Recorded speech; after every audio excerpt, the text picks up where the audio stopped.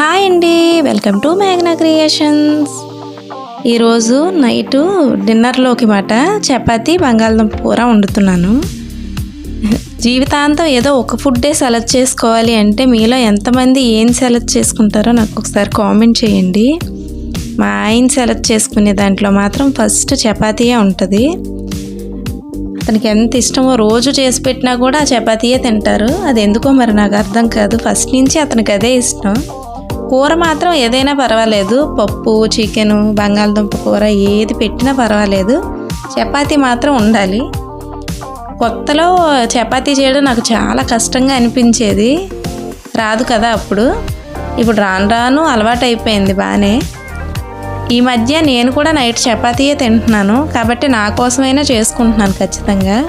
ఎప్పుడైనా బాగా పండగల సీజన్ అయ్యుండి స్టిచ్చింగ్కి ఎక్కువ బట్టలు ఉన్నాయనుకోండి, నాకు బాగా లేట్ అయ్యింది అనిపిస్తే మాత్రం చెయ్యట్లేదు. కానీ మ్యాక్సిమం నా వరకు అయినా నేను రోజు చపాతీయే చేస్తున్నాను. పిల్లలకి మాత్రం చపాతీ నైట్ టైం ఏం పెట్టట్లేదు, అన్నమే తినమని చెప్తున్నాను. నైట్ చపాతీ వాళ్ళకి ఎందుకులే అనిపిస్తుంది నాకు, అందుకే నైట్ అయితే వాళ్ళకి పెట్టట్లేదు. ఏదో అడిగితే ఒకటి పెడతాను కానీ ఎక్కువైతే పెట్టట్లేదు, నా వరకునే నేను చేసుకుంటున్నాను. నిన్న నైట్ మాత్రం అందరికీ చేశాను అనమాట, అడిగారు కదా అని. ఎంత వద్దనుకున్నా వారంలో ఒక 2 సార్లు మాత్రం ఇంట్లో చపాతీ ఖచ్చితంగా ఉంటుంది. కూరలు మారుతాయి కానీ చపాతీ మాత్రం కామను.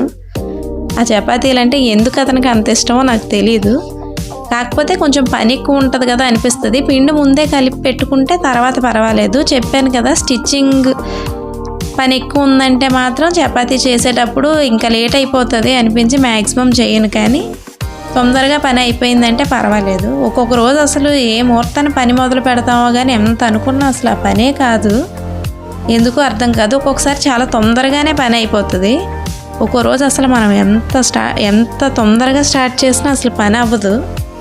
అదేంటో అర్థం కాదు. మిషన్ ఇబ్బంది పెట్టడం అయినా అవుతుంది, కరెంటు తీసేయడం అవుతుంది, ఇలాంటివి ఎన్ని అవుతాయో. ఈ మధ్య మళ్ళీ శుక్రవారం కరెంట్ ఒకటి తీసేస్తున్నాడు, అసలు పని అవ్వట్లేదు. ఇదిగోండి, మొత్తానికి కూర అయితే అయిపోతుంది. ఉప్పు కారం కూడా వేసేసాను, ఇంకా కూర లాస్ట్కి వచ్చేసినట్టే. ఇది అయిపోతే ఈరోజు నైట్ మా డిన్నర్ ఇదే, చపాతీ బంగాళదుంప కర్రీ. ఇదిగోండి మొత్తానికి అయిపోయింది. అంతేనండి ఇంక ఈ వీడియో నచ్చితే సబ్స్క్రైబ్.